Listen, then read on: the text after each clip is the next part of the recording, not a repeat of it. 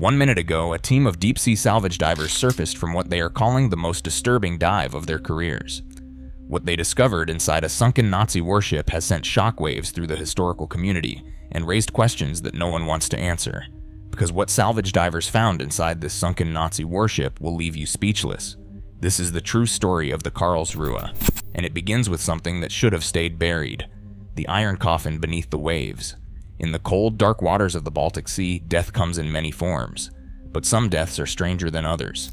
Some are deliberate, calculated, hidden. During World War II, Nazi Germany commanded one of the most feared naval fleets in history. Among these vessels was the Karlsruhe, a light cruiser launched in 1927. She was fast, deadly, and designed to project power across the Atlantic.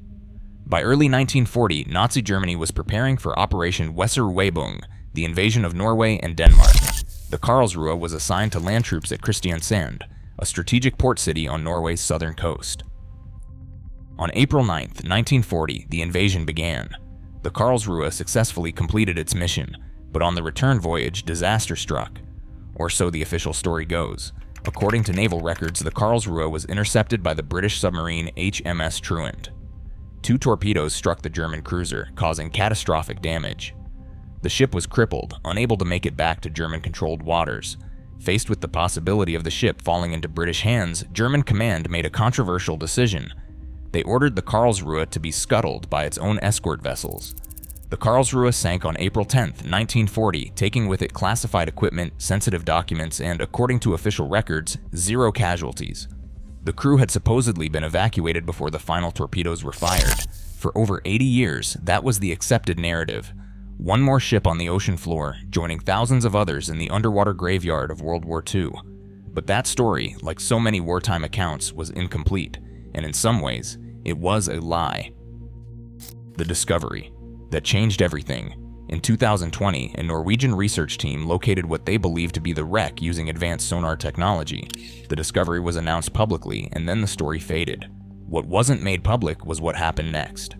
In early 2024, a private salvage company operating under contract with the Norwegian government returned to the site. Their mission, officially, was to conduct a structural survey and assess environmental hazards. The dive team was led by Marcus Lindholm, a veteran technical diver with over 30 years of experience. They descended to the wreck site on March 14, 2024. Depth was 1,587 feet. Water temperature was 38 degrees Fahrenheit. Visibility was less than 15 feet. These were not casual dives. At that depth, divers rely on rebreathers, specialized gas mixtures, and remotely operated vehicles. A single dive can take hours, most of it spent in decompression. One mistake, one equipment failure, and you do not come back. When they reached the Karlsruhe, the first thing they noticed was how intact it was. Most wartime wrecks show signs of explosive damage, blown-out sections, collapsed decks, debris fields scattered across the seabed. The Karlsruhe had damage, yes, but it was localized. The forward and aft sections were surprisingly preserved. Too preserved. Marcus later described the feeling in a leaked internal report. The ship was intact in ways it should not have been. Sections that should have been blown apart were sealed. Hatches that should have been open were locked from the inside. It did not feel like a ship that had been abandoned. It felt like a ship that had been closed deliberately. They began their exploration methodically, forward section first. Gun mounts, anchor chains, empty shell casings, standard warship equipment, nothing unusual. Then they moved to the superstructure. The bridge was partially collapsed, filled with silt and debris. Navigation equipment was corroded beyond recognition. But in the officers' quarters, they found something that made them pause. Personal effects. Uniforms still hanging in lockers. Boots lined up neatly. A chess set on a small table, pieces still in position as if waiting for the next move. It looked like the crew had left in a hurry, or like they had expected to come back. Then they reached the middeck, near the area where the torpedo damage was most severe. That's when things started to feel wrong. The room that shouldn't exist. The divers were following the ship's original blueprints, provided by German naval archives.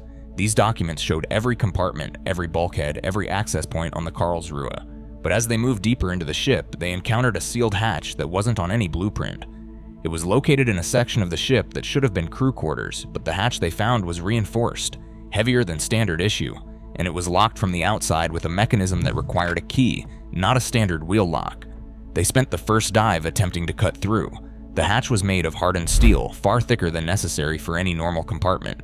It took 3 separate dives using hydraulic cutters and plasma torches to breach the seal. When they finally got inside, the first thing they noticed was the smell. Even through their equipment, even after 84 years underwater, there was a chemical odor. Faint, but unmistakable. Something organic mixed with something industrial. The compartment was a laboratory, or at least it had been, preserved by the cold, low-oxygen environment, the Sunken.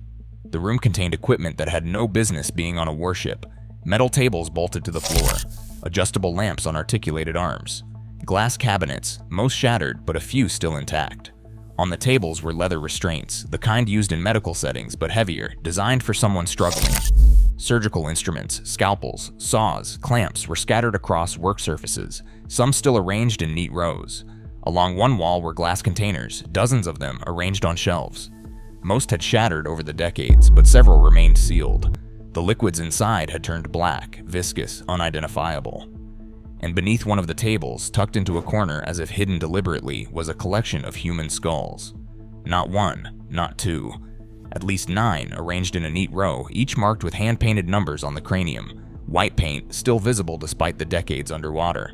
Specimen 7, Specimen 11, Specimen 19. The divers immediately stopped their exploration. They took photographs, recorded video, and surfaced. Standard protocol for discovering human remains is to notify authorities and suspend operations. But this wasn't a standard discovery. Within hours of the divers reporting their findings, Norwegian naval authorities arrived at the site. The area was immediately restricted. A no-dive zone was established within a 2 nautical mile radius. All civilian vessels were ordered to leave the area. The official statement cited preservation of human remains and ongoing historical investigation. But sources close to the operation say the real reason was panic. Because what the divers had found wasn't just a laboratory, it was evidence of something that was never supposed to be discovered. The medical horror forensic experts were brought in to analyze the photographs and video footage. The images alone were enough to draw preliminary conclusions. The skulls were human, likely male, based on bone structure, age range between 20 and 40 years old. Geographic origin was difficult to determine without DNA analysis. More disturbing were the modifications.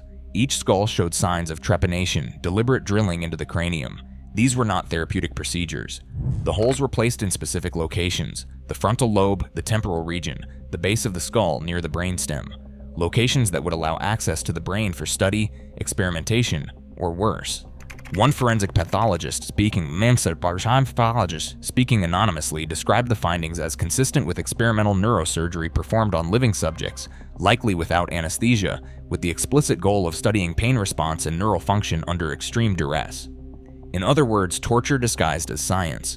During World War II, Nazi Germany conducted horrific medical experiments under the guise of scientific research. Most of these experiments took place in concentration camps, but the existence of a mobile laboratory aboard a warship suggested something more, something organized beyond the camps. Project Eisenkern. Among the items recovered from the sealed laboratory were waterlogged documents. Most had disintegrated, but a few pages, protected by oilcloth wrapping and stored in a metal container, were partially legible. The documents were written in German, typed on official letterhead bearing the insignia of the Ahnenerbe, the Nazi organization obsessed with proving Aryan racial superiority through archaeology, anthropology, and human experimentation. The Ahnenerbe was founded in 1935 and led by Heinrich Himmler, one of the most powerful men in Nazi Germany. While publicly focused on historical research, the organization secretly funded and conducted pseudoscientific experiments, many of which involved human subjects. The documents from the Karlsruhe reference something called Project Eisenkern, which means iron core.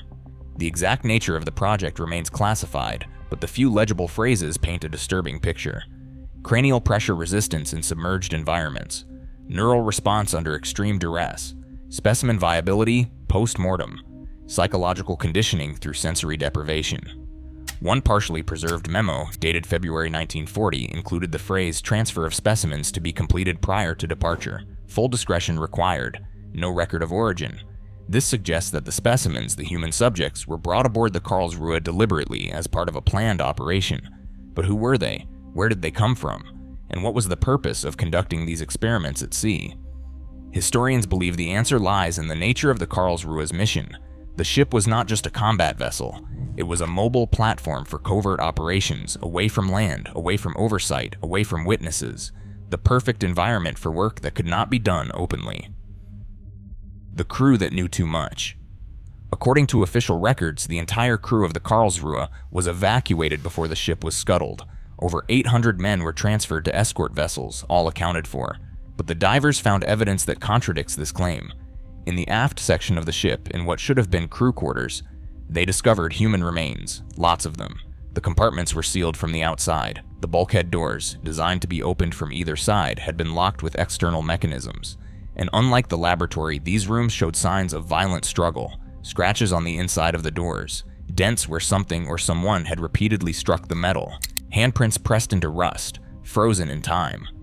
One diver described finding a skeleton slumped against a door, fingers still curled around the handle, as if the person had died trying to get out. Forensic analysis suggested the remains belonged to at least 30 individuals, all male, all consistent with military personnel based on the remnants of uniforms and identification tags that had somehow survived. But here is the disturbing part. The identification tags did not match the official crew roster of the Karlsruhe. Some of the names were listed as serving on other ships, others were not in any German naval records at all. This raises a horrifying possibility. Some of the men trapped aboard the Karlsruhe were not regular crew. They were prisoners, conscripts, or volunteers who had been brought aboard specifically for the experiments, and when the decision was made to scuttle the ship, they were deliberately left behind. Why? The most likely explanation is silence. Dead men tell no tales. If the laboratory and its work were classified, anyone who had seen it, worked near it, or even suspected its existence would be a liability. Easier to sink them with the ship than risk them talking. The witnesses who disappeared. In 1987, long before the wreck was located, a former Karlsruhe crew member named Wilhelm Schroeder gave a brief interview to a German journalist researching naval operations during the Norway campaign. The journalist's name was Klaus Brenner, a freelance writer based in Hamburg. He had been working on a lesser-known book about naval engagements of World War II. Schroeder agreed to speak on the condition that his full identity not be published. He was elderly by then, in his late 60s, and reluctant to revisit the war. But he told Brenner something that, at the time, seemed like just another wartime rumor. He said he had been transferred off the Karlsruhe just days before the Norway mission. The transfer was abrupt, without explanation, and several other crew members were removed at the same time. Schroeder said they were told only that they were being reassigned for operational reasons. When Brenner asked why, Schroeder hesitated, then he said that they did not want him and others to see what was in the hold, and they did not want them to know who was really giving the orders. Brenner pressed for details, but Schroeder refused to elaborate. He ended the interview shortly after, and he asked that the conversation not be recorded. Brenner made handwritten notes. 3 weeks later, Brenner died in a car accident on the Autobahn outside Bremen. His vehicle veered off the road at high speed and struck a concrete barrier. Authorities ruled it an accident. No other vehicles were involved. The road was dry, no witnesses. His notes were never found. His research materials disappeared from his apartment before his family could retrieve them. The book project was abandoned. For decades, the story of Wilhelm Schroeder's interview was forgotten. Then, in 2019, a transcript resurfaced. It had been stored in a private archive in Berlin, part of a collection donated by a historian who had worked with Brenner. The transcript was incomplete, water-damaged, and missing pages, but enough remained to confirm the conversation had taken place. Researchers tried to locate Schroeder to follow up. They discovered he had died in 1993 in a nursing home in Kiel. He never spoke publicly about the Karlsruhe again. But after the sealed laboratory was discovered, Schroeder's words took on new meaning. They did not want us to see what was in the hold. He knew. He had seen something or heard something or suspected something, and he had been removed before he could learn too much. The question is, how many others were silenced? The second laboratory. As the dive team continued their exploration of the Karlsruhe, they made another discovery. There was not just one sealed laboratory, there were two. The second lab was located deeper in the ship, near the engine room. This one was even more heavily reinforced, with blast doors and a ventilation system separate from the rest of the vessel. Inside, they found equipment far more advanced than anything that should have existed on a warship in 1940. Electrical generators, refrigeration units, pressurized chambers, and more specimens. This time, the specimens were preserved in formaldehyde inside sealed glass jars. Organs, tissue samples, and what appeared to be entire sections of human brains, sliced thin and mounted on glass slides. The labeling was meticulous. Each jar bore a handwritten tag with a number, a date, and a series of codes. Some of the codes matched entries in the recovered documents from Project Eisenkern. One jar labeled Specimen 23, post-exposure neural tissue, contained what forensic experts believed to be brain matter that had been subjected to extreme trauma. The tissue showed signs of hemorrhaging, swelling, and structural damage consistent with prolonged oxygen deprivation or exposure to extreme pressure. Another jar labeled Specimen 31, Conditioning Phase 4, contained what appeared to be sections of the prefrontal cortex, the area of the brain responsible for decision-making, personality, and impulse control. What kind of conditioning were they performing? What were they trying to achieve? One theory proposed by a neuroscientist who reviewed the findings is that the Nazis were attempting to study pain tolerance, fear response, and psychological breaking points. The goal may have been to develop techniques for interrogation, brainwashing, or creating soldiers who could withstand extreme conditions without breaking. Another darker theory is that they were conducting experiments purely for the sake of it, pushing the boundaries of what the human body and mind could endure, with no regard for ethics, morality, or humanity. The cover-up. Since the discovery, the Norwegian government has classified the Karlsruhe wreck site as a war grave and restricted all access. No civilian divers are allowed within a mile of the coordinates. No further salvage operations have been authorized. Official statements cite preservation of human remains and historical sensitivity, but insiders say the real reason is fear. Fear of what else might be down there, fear of what other ships might be hiding, fear of reopening wounds that powerful people would prefer stay closed. The divers who made the discovery have been asked, some say ordered, not to speak publicly.